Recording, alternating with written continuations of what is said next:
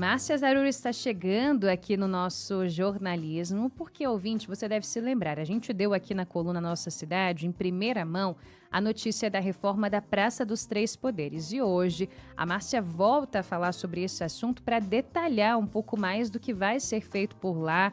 Um grande problema da Praça dos Três Poderes é o calçamento. Tem muitas pedras portuguesas soltas por lá. A gente até que leva essas pedras para casa como souvenirs, né? O que está erradíssimo.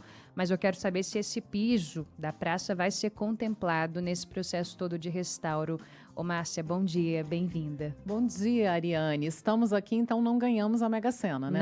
Não foi fomos dessa nós. vez. Infelizmente não rolou. Não rolou, né? Então, a gente deu em primeira mão aqui a reforma da Praça dos Três Poderes. Certamente o piso vai ser uma das prioridades, porque está, assim, uma situação de calamidade. Eu tive lá ontem. Quem acompanha pelo YouTube pode ver o estado das pedras portuguesas soltas, Muito feio. muitos remendos. O calçamento realmente é um grande problema ali da Praça dos Três Poderes. Os visitantes correm até risco de cair. Quem tem alguma deficiência não consegue sequer, uma cadeira de rodas não passa ali em muitos trechos da praça, está muito complicado mesmo. Então, essa reforma é muito esperada. É uma reforma completa da Praça dos Três Poderes, que não acontece desde que ela foi inaugurada. Ela nunca foi reformada. Teve um reparo aqui, outro ali, mas uma reforma completa desde 1960 não acontece.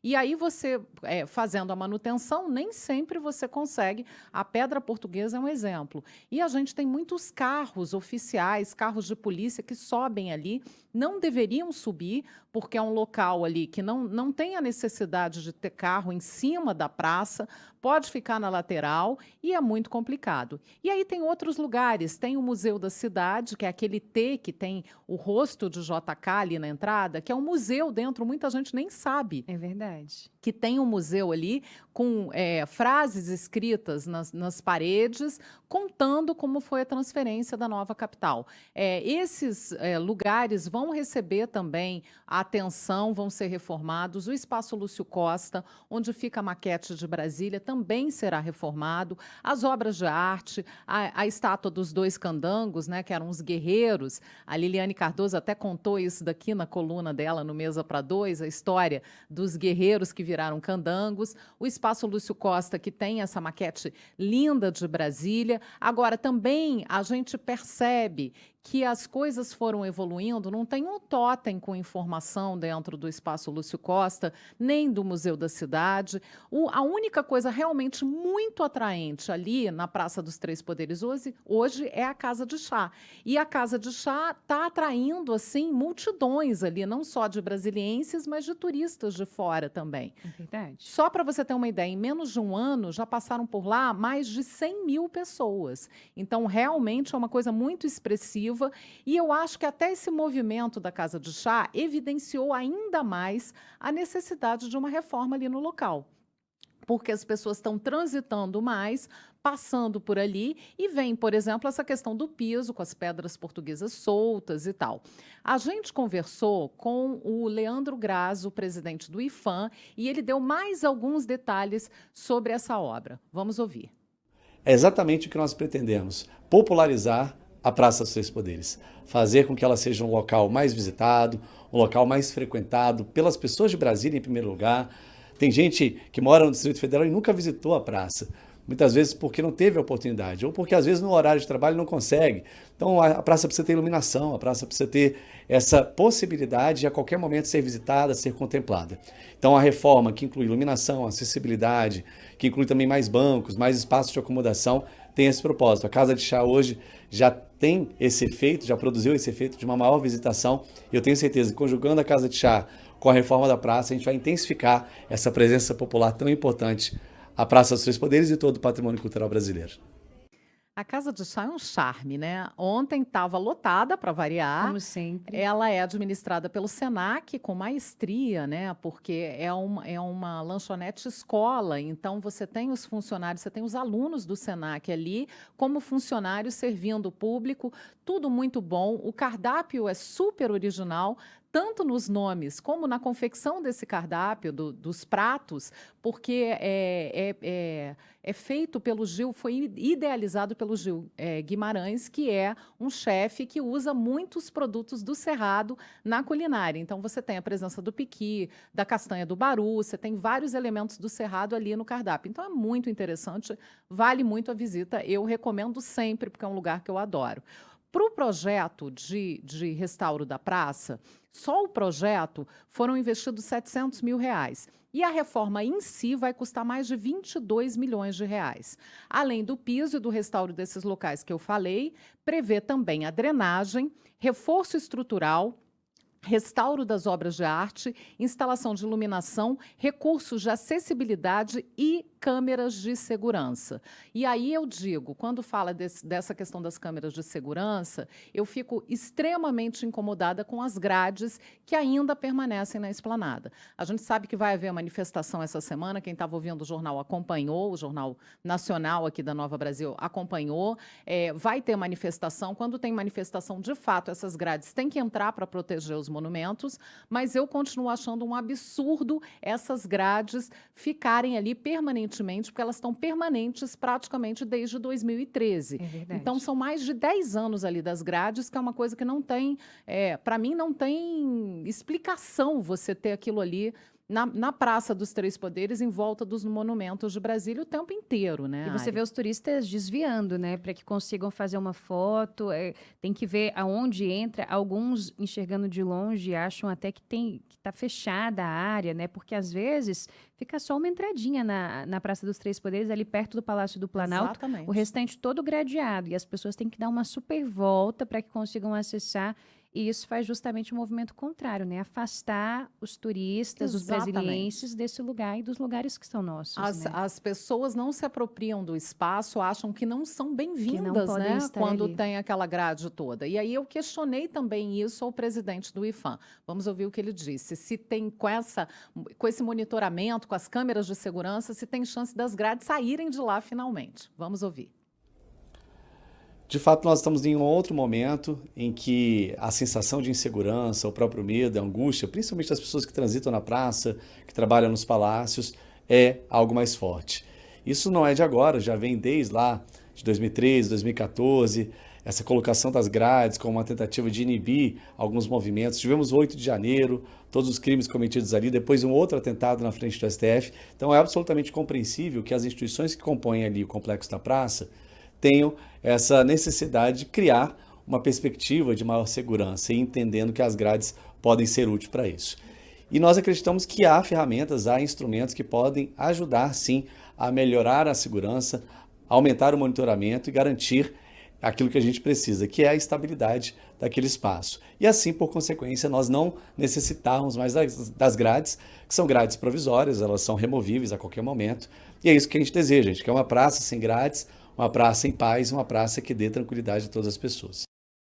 Então ficou um fiozinho de esperança aí, né, Ariane? Que a Opa! gente tenha finalmente o fim das grades e que a gente possa fazer, monitorar a segurança de outra maneira, com inteligência, com câmeras, com outros instrumentos que não as grades, né? Porque as grades, eu acho assim, o fim do mundo ter aquelas grades ali, é a coisa que mais me agride.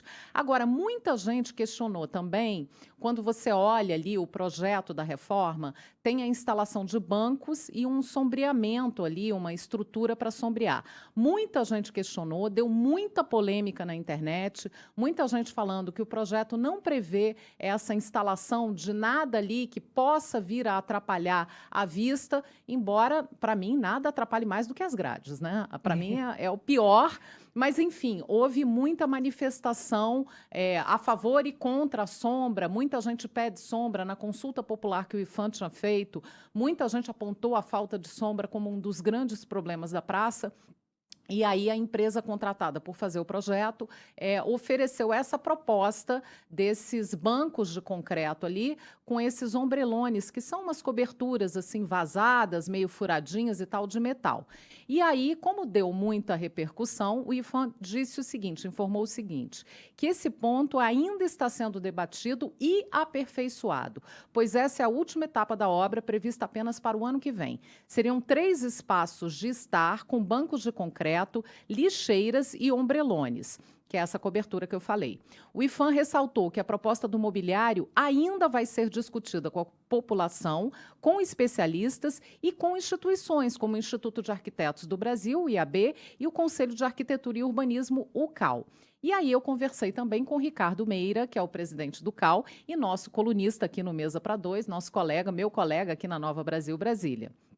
Ele disse o seguinte, que o maior cuidado é que o local é uma praça de contemplação e não de permanência. Então, os ombrelones podem sim ser um problema na medida em que não constavam na ideia original. O CAU já está conversando com o IPHAN para discutir o assunto. Muita gente gritou contra essa cobertura, mas eu continuo afirmando que o que mais me incomoda e me agride ali na praça são as grades. Muito bem. E, Márcia, o que a gente tem de prazos mesmo para essa reforma da praça?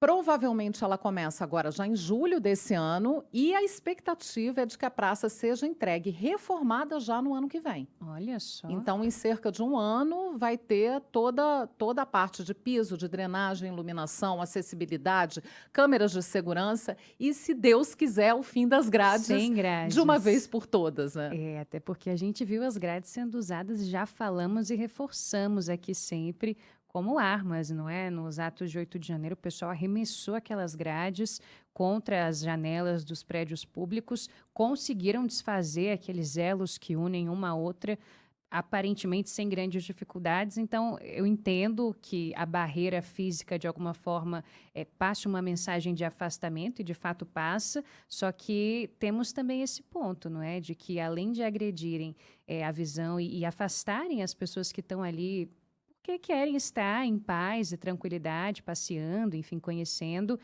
Não sei, eu tenho minhas dúvidas sobre a efetividade na prática ali, se alguém quiser de alguma forma desfazer aquela barreira, como a gente viu acontecendo. Eu acho que afasta quem não tem nenhuma Quem intenção não tem ruim, né? Exato. Quem tem a intenção ruim, as grades não são um empecilho. Não são um problema. Eu acho que as grades, elas colocadas de maneira inteligente, elas são um bom instrumento ali para, pelo menos, você ter um anteparo antes do monumento. Mas o que eu digo que é uma maneira inteligente? A maneira como o Museu da República, por exemplo, usa.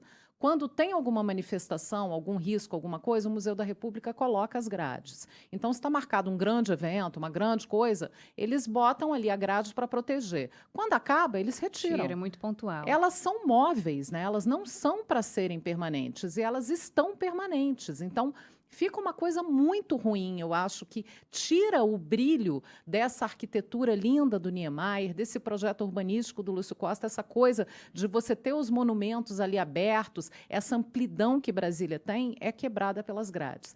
E aí eu acho que a gente realmente tem que reclamar. Eu entendo as pessoas que criticam os ombrelones, essas estações para convívio ali, porque a praça, como o Ricardo Meira falou, não é uma praça de contemplação e não de permanência. Então, eu entendo as críticas, mas a minha maior crítica segue sendo essas grades permanentes na esplanada, que eu acho que não tem explicação plausível para isso. Márcia Zaror, sempre com a gente aqui às segundas-feiras na coluna Nossa Cidade. Márcia, obrigada por hoje, boa semana para você. Uma ótima semana, Ari, mesmo que ela seja difícil, que seja maravilhosa.